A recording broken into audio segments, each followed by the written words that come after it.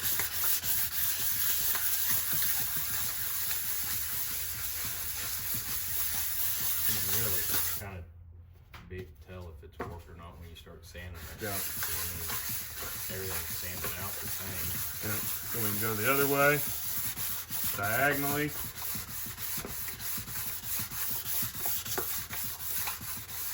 Now, this is not an absolutely clean head. I probably could have done a little bit better job, 400. Wiping it down, but it's doing just fine. So I'm gonna get another strip of 400 here. That one seemed like it got a little clogged up. Put on here, and just to give it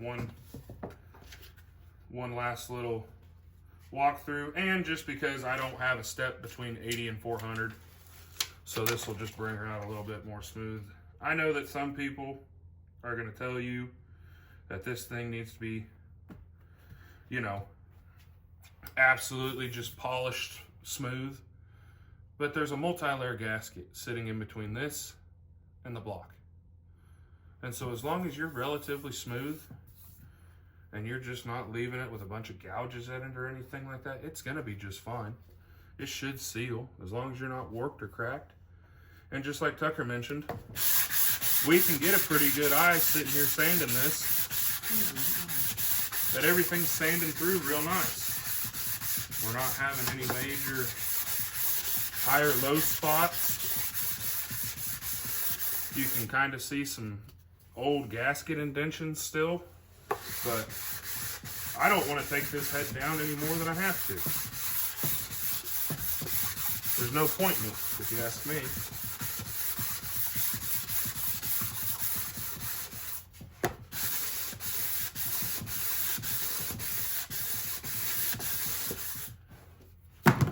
Last but not least, we're going to wipe her down with a little more PB.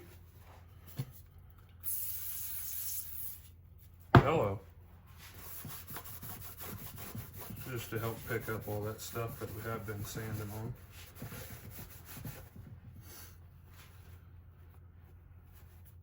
Now we probably could have got a heavy duty wire wheel out, grinded this thing so that way it's 100% polished, smooth, and everything like that. But she's nice and flat. I can't feel any gasket material on it. Can't feel anything bad. So that's going to be good shape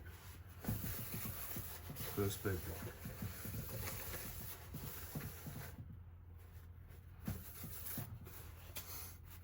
And that's how we clean heads around here. Just a quick, simple once over, just to give it a little bit of a mating surface to the new gasket for its new home. So we're gonna finish cleaning these up. Tucker's been working on the block. I think he's got at least one side of that done. He'll walk you over there and show you that. And then we're just gonna keep pounding away, working on this thing. I mean, I'm not doing anything fancy. I'm just taking the wire wheel, and I'm not pushing hard at all. I'm just kind of letting the weight of the grinder do it, and it's cleaning up pretty good. All the material's coming off. I scraped off what I could to start with, but I mean, that's what it looked like before, and that's what it looks like after. I mean, we'll come through with the long block and sand it down a little, but for the most part, this is almost ready. Got the heads tore down with the springs off. Got our seats off. These are your kind of earlier model Ford seats. What I'm going to do right now is I'm going to give you guys a quick and dirty demonstration on how to clean or how to lap these valves, or how I have done them. So as you can see, the ridge here is pretty dirty, and this valve in general is just dirty. You want to take a wire wheel all this down, get all this carbon and junk off here. Maybe take a little piece of emery cloth on the inside of here, get that guy clean. But for this little demonstration, I'm not going to do that. I'm just going to give you guys a little look at what I do when I do this. So as you can see, that is very dirty. We've even got some surface rust starting. So we need to clean this bad girl up. Now I always buy the little kits that have a coarse and a fine compound in them. This would be the coarse, this would be the first step.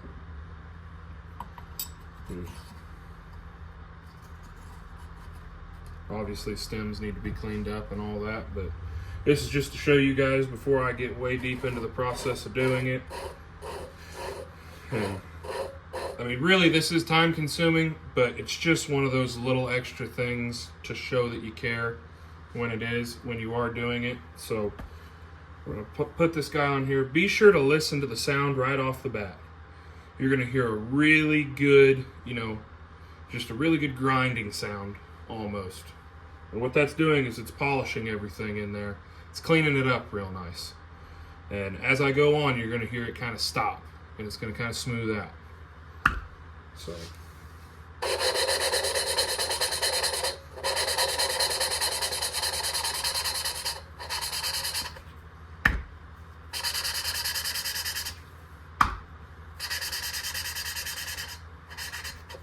Did you hear it kind of smooth out in there? How it's not near the sound that it was? So what I like to do is pick it up, kind of rotate it, tap it down, make sure that compound's still in there in your valley or your seat where you want it to be. Hear that grinding noise again? Just give her another. See here how it almost went away? You can't hardly hear it.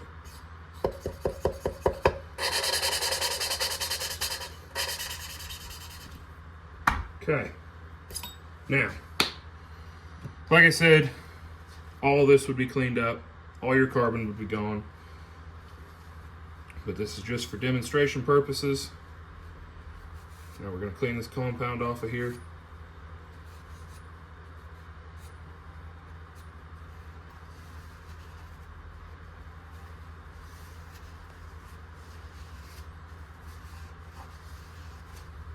Alright. Oh yeah. A much better. And it'll get even better once we run this fine through there and give her just another light polish. It'll look that much better. And just imagine how nice this valve would look with all this carbon off of it. So that's what we're going to be working on here. We're going to work on cleaning off all the carbon on all these valves and the insides of all these heads the best we can. And then we're going to get to doing that. Oh my goodness. Obviously we had a little bit of an antifreeze leaker here. Tucker said the truck smoked. Say this old girl had some water running in her. But gonna get this cleaned up. We'll see you guys when we're putting springs back on these. All right, another beautiful afternoon in the shop. I don't know why Tucker thought he needed to paint that, but he did. Heads are assembled. And we're firing away getting these babies torqued down. Tucker must have a lot more money than I do because he splurged and bought ARP head studs. I've never even seen them before. They're too expensive. But Tucker's getting these things torqued down, torque spec, torque sequence, doing it all.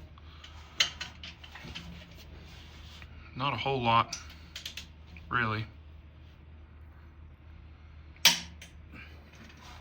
Nothing too interesting. But we wanted to catch you guys up before long. Be going on the intake. These springs that Cam sent with this cam are actually really nice. Retainers, the keepers, all of them. Valves cleaned up real good. Really impressed by that. Shouldn't you be going to the other side since you just did those ones close to you? There you go. Good catch. Sometimes little buddy needs a little help.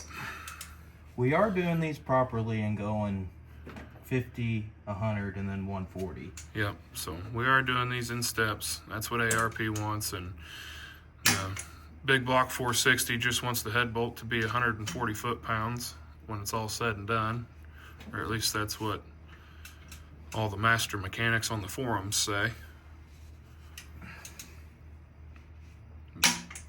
We'll catch up with you guys whenever we got this intake plopped on here, and maybe we're shoving a cam down in it. It's time to put a little bit of life in this 460.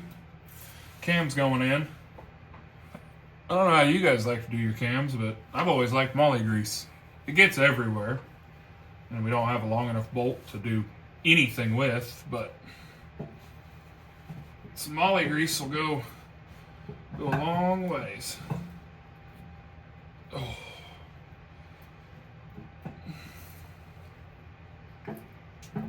Yeah, that's good. That's great. You just gotta find the right jiggle. It's not really a jiggle, it's I gotta pick up the end of the cam. You got a long enough bolt to do so.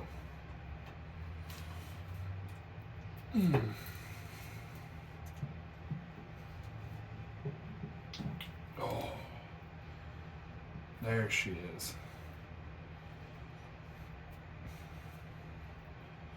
All right. Cam is installed. If you guys want to know the cam specs, Tucker will flash a little picture up there of what kind of cam this is. So it's been days and weeks since we've actually been able to work on this thing because life has just got busy. So we're going to keep you guys with us and keep the camera rolling as we get this intake timing cover on and hopefully actually hear this thing run after a month of messing around with it and trying to find time. I'm going to slam these lifters in place real quick since we just got our cam installed, and I know a lot of people, pre-soak their lifters and, comp cams, Summit Racing, Jegs, Mellings, whatever brand you use. They all send a little pack of assembly lube, and I like the assembly lube. I think the assembly lube works good, does what it's supposed to. There's absolutely no problems with the assembly lube, but with the hectic schedules, being on call, and just, life, you understand. Who's to say that I put all of these lifters in place, get everything put in here, and something happens? I need to go to the ER, I get called into work, or, anything. That assembly lube does a pretty good job of sticking on there, and there's no problem with it. Just, I like the molly grease because it seems to hang around for a little while. And the way that things have been going lately, sorry we haven't been posting as much, but it's just seeming to get to be the busy time of the year. And I like the molly grease because if this engine sits here till next weekend, till I'm able to actually get a good fire up on it, that molly grease is still going to be right there. And I know the assembly lubes are still going to be right there too. They're still going to have some, some viscosity and some stickiness on there and all of that. Just, I've always kind of been taught and shown molly grease. And I'm not just absolutely killing this thing with molly grease. I'm just putting a light coat around on everything. And no, we did not soak these lifters in oil. They are not pumped up. They are none of that. And some of you guys might be screaming at the phone right now. But the reason why I didn't do that is because I've got the fancy tool that goes down and runs the hex rod. And before we start this motor, when we're all buttoned up and ready to start this motor, we'll pull the distributor out, run the drill, pre-lube everything, pump up the lifters, and then we'll fire it up. So, not too worried about these things being pre-lubed. I did shoot a little bit of oil down in each one of these lifter valleys. I know I'm putting a little bit of moly grease in there, but just to also help. Make sure when you go and you buy lifters from somewhere, or you know your engine guy buys you a kit or something like that. I've ran into the trouble, and I don't like them, so don't buy them. Road lifters or Rhodes lifters. I don't like them. I've had, let's see, when I was building my 351, I had some Rhodes lifters in there. 7 of them were bad out of the box. And if you're wondering what a Rhodes lifter is, because you don't know, I'm not going to tell you. Because they're not worth buying, so it's not even worth knowing. Maybe some of you guys have had better luck, but I have never had good luck with them. So, bad experiences.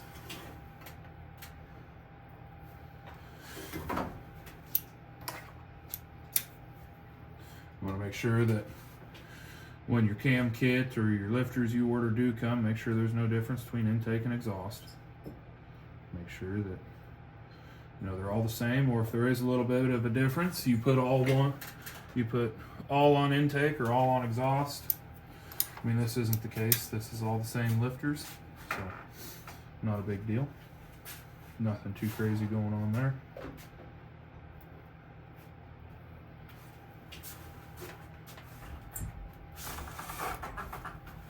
All right,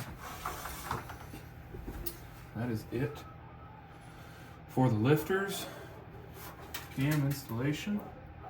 Well, we're back here. Different day, different weekend. Todd's in there twerking down rocker arms. We did get the thrust plate put on. I had to order a new one because both of the ears on this one broke off. One was already broke, and then when we were trying to torque down the gear, it broke too. The gear that goes on the crankshaft was, we were able to get it advanced 4 degrees because it's got different slots on it. And it's probably a good thing we did use moly grease, because it is the next weekend and it's still all greased up. Now, when it comes to advancing this cam, no, we didn't put a degree wheel on it. No, we didn't check it for 100%. But at the simple fact that we were able to, as this timing chain says, advance it, we're going to. I believe a lot of you do understand advancing a cam. For those of you who don't, you can advance the cam on an old Smogger engine, such as this. You advance that cam, really wakes these trucks up and really lets you get some of the power out of them that from the factory you couldn't get, because they had to meet emissions and smog and all of that. So as you look through here, I've been torquing down rockers. A lot of you may have been asking, why are you missing some, why are you not? The simple fact that there is some moly grease, or if you like using break-in compounds, you can. I like rotating this engine over the least amount as possible once we get to this stage. Once the cam's in and everything, I don't want to rotate this engine more than I have to. So, once we got our timing chain stabbed, got all that figured out, I like leaving the intake off because I can see every lifter. Every lifter that's down in its bore and is not sticking out has a rocker arm on it. You can see this guy sticking out of its bore a little bit. Didn't put one on it. Sticking out of its bore a little bit. Didn't put one on it. But all these other guys that are down in their bore completely flush and they're on the base of the cam, I'm putting a rocker arm on it and I'm torquing it down to spec, because I do not want to go through and do the whole 187, 4362, whatever. I don't want to do that. I want to rotate it at the least amount as possible. So now that we did that, now I'll start to rotate it. And I'm looking to see everything's starting to get a little tighter now, because now we're having to move valve springs. All right, so I got one that just dipped down in its bore. Actually, I have two that dipped down in their bore. I got those two that just went down in their bore. This guy's still up, and that guy's starting to go down in its bore. I'm gonna go just a tickle more. All right, so now I got 3 out of my 4 that are left that are down in their bore. Now I've only got 1 more to do, but I can do these 3. Some people may not like this, but I like it because it's the less or least amount that the engine has to be turned over. Because after this, the only thing I'll have to do is find TDC to stab a distributor, and then this engine shouldn't have to be rotated again. Well, as you guys can see, it's gotten pretty serious. I had to go put my keys on. It's getting real bad in here. And I'm sorry we didn't bring you guys along for the rest of the engine build, but we had to thrash to get this thing put back together. All the new parts that we had bought for this old 460, they weren't meshing with the old stuff, and nothing wanted to intertwine. But it's back together, and it should run. Haven't fired it, haven't cranked it or nothing, just a quick overview. We now have an HEI distributor in here, got rid of the DuraSpark and all of that goodies. If you do have a 460 and you're running a high-rise intake, you have to buy this aftermarket thermostat housing. It's the only way you're going to fit an HEI in there, and even at that, it is tight in there. Not a whole lot of room for much of anything. But we've got the radiator mounted with the cooling fans, and we got the relays, and everything's wired. Everything should be ready to go. And we're crossing our fingers because we've been rushing it, but at the same time we've made sure we got everything done. So we're going to set the camera up here and try and crank this thing for the first time and see how this goes. Well, starting out here, Tucker's going to jump in the truck and hit the key, and I'm going to man the timing and the throttle, and then he's going to come out and grab a hold of the timing light and see how this goes. When you're ready.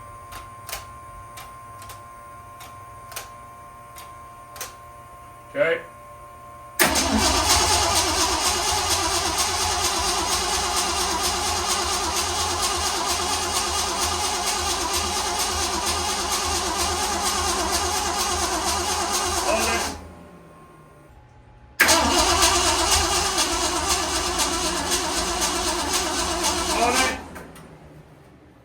No spark.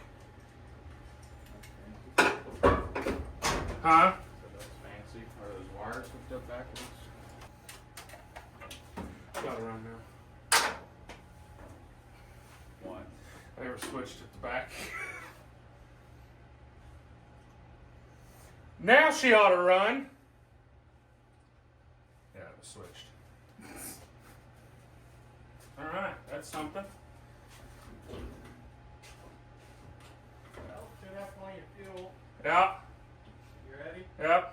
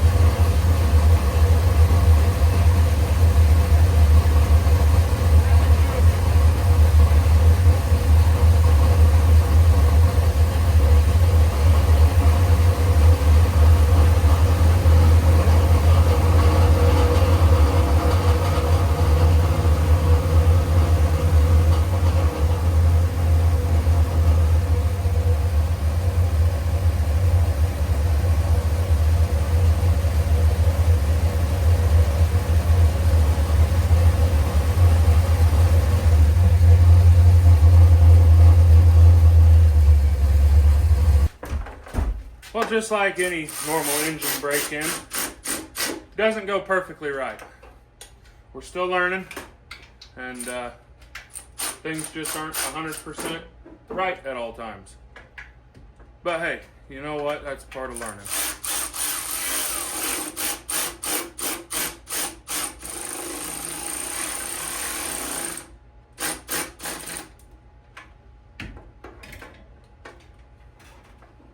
We're going to get this all buttoned back up and verify a few things.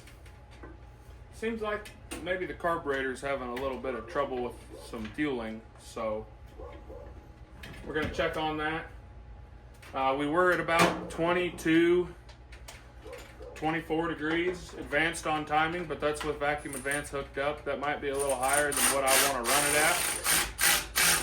I might want to see closer to 18. Since we did try and advance this cam a little bit, so we'll get this button back up and we'll get back with you guys here shortly. Heat cycle number 1 in the books. Now, we could have messed around, play some camera games on you guys, and act like we know exactly what we're doing, but breaking in an engine can be a little bit nerve-wracking. And it can definitely get your anxiety up a little bit, and you just plumb forget things like me having a dummy-o attack and, forgetting to tighten the valve cover bolts. And all of a sudden, we got some oil, just a steady drip on the heads, and it starts smoking like a banshee. I mean, there's little things that's going to happen. It is. We did a nice little heat cycle to it. Got our variance in the RPMs there. It's probably a little hard to hear. You probably just heard blah the whole time. And so sorry about that. We don't have any microphones yet. But we did notice that we got up to about 180 degrees, about 190 degrees in there. Thermostat should have been opening. Our electric fans should have been kicking on. Electric fans did end up kicking on as they should, but the thermostat did not open and operate as it should. So whether we got a faulty thermostat out of the box or, maybe Tucker installed it upside down. I don't know. It could be anything and everything. I'm pretty sure you put it in. I did. And it's right. But things happen. We're not professionals, but I am really happy with it. The simple fact that it fired up, barked to life, makes me happy. Sounded like it was firing on all 8. This truck has never before sat there at an idle and just wanted to idle, and there for a little bit after I did get some varying in the RPMs there. I brought her down to about 900 RPM and just let her sit there for just 30-45 seconds because I wanted to get just a little bit better timing on it. We had about 13 or 14 degrees of timing in it, which is where I figured this thing would kind of want to sit to run just on a street application. And she purred right along, didn't act like she had any vacuum leaks, anything major going on, and she sounded nice and crisp. So really happy with that. It's about 7 o'clock here, and I got neighbors, so this thing's going to take 2-3 hours to cool down and do it properly. So we're not going to get to do another run through on it tonight, even though I can. I might have some upset neighbors at me, so we might just go on ahead and call it there. And the reason why we wanted to sit down and talk with you guys about this and all the little things that just so happened to go wrong. Oh, another thing, the carburetor. Lowest it'll idle is about 1700 RPM. And I know what you're thinking, but the timing's at 13 degrees. And when I sit there and I wrench down on the carburetor and try to get it back, yeah, it'll go down to about 800 RPM, which is where it should, but something in there is weird. Tucker did a brand new rebuild kit on it. It worked before. We figured just some new seals, it'd work again, but something obviously happened in there. The truck never ran right before, so maybe it just never did run right. So the next time you do see us, probably going to have a different carburetor on there and get things just a little bit more ironed out. But it never hurts just to try what you got and try different things. You can always make it happen, and don't be scared. If you mess up, well, you got to learn somehow. The easiest way for you to learn is through your own pocketbook, is what I've learned. And I hate to say that, but that is the truth. So we're going to call it a night. We're going to wrap up, pick up our tools, maybe keep an eye on this thing just for a little bit longer. We ain't leaked nothing. We ain't mixed no fluids. We ain't done nothing weird. So feeling really good about it. And the next time we see you, hopefully we'll be at about 5,000 RPM, just screaming until we hear a pop and a bang and Tucker's crying. So we'll see you here very shortly. Heat cycles, done. I don't know if you can see it or not. Our radiator's just barely sitting here smoking. That's because we just finished up with our last little heat cycle that we were going to do on the engine. Now, obviously, we're not going to go absolutely rodding it. We're going to do some mundane driving whenever this thing does get out to drive. But there's a lot of little things left to do, but it is done. The big block 460 is broke in, and we're both pretty happy with it. There's a lot of little things that need to be addressed. The choke on the carb closes at all times. It never stays open. Something wonky's going on there. We ended up putting about 11 degrees of timing into this thing, and it seems to do really good. It does really good on the hot starts and all of that. So I'm going to do a hot start, show you guys. We haven't hooked a vacuum gauge or nothing to it. This is all straight from the hip tuning. Hook up our fuel pump here. Yep.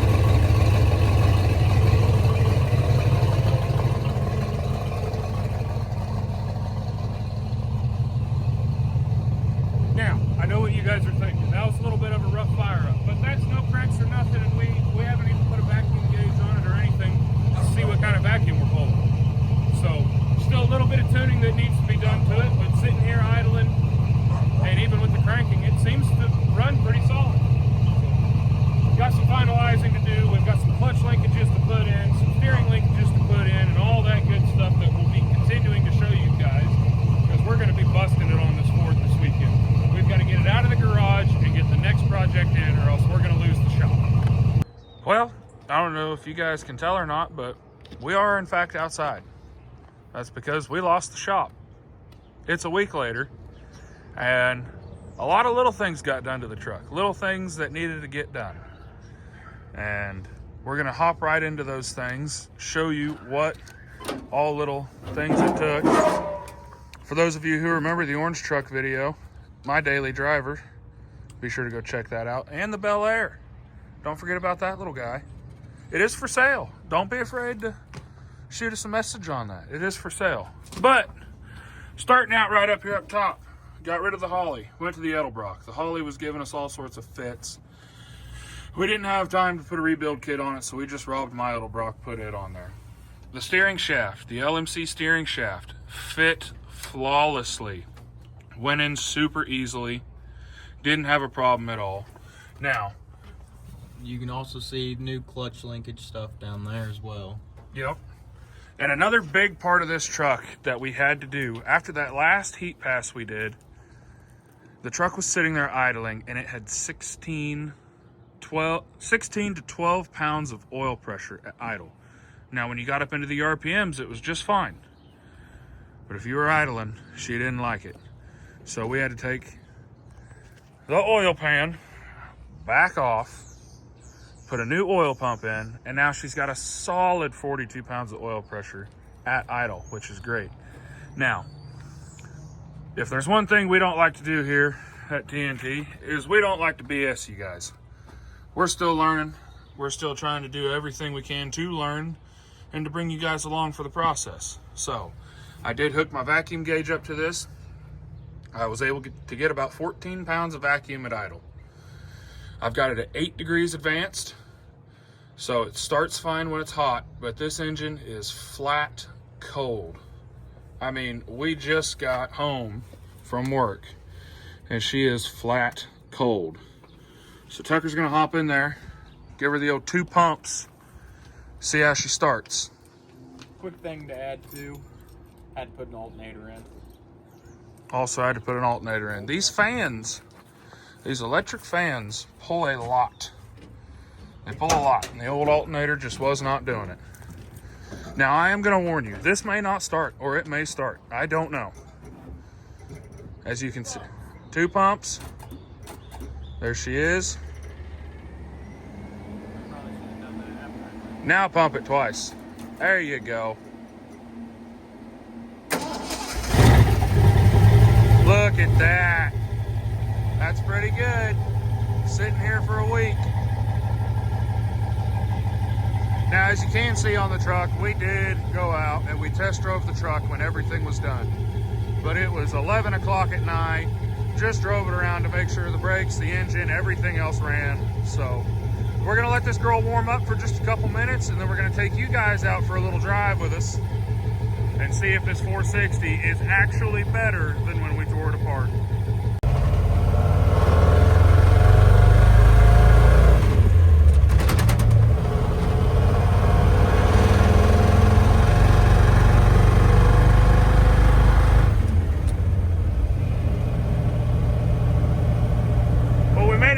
The secret filming facility, private roads, and the truck's running good.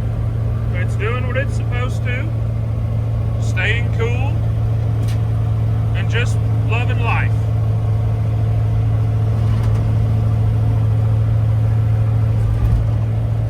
Rides like a lumber wagon, being leaf spring front and rear, but This is the Cadillac. far from it. I don't even have a place to put my feet. Interior's a little crude. Still needs some touch-ups, but I tell you what. She's back on the road, running better than she ever has, and actually able to be driven. Couldn't ask for more than that. And a beautiful day at that. Beautiful old Kansas sky. Heck, last time you guys seen us, we were in hoodies. Yeah, We're in short sleeves. It's 70 degrees. which is ridiculous.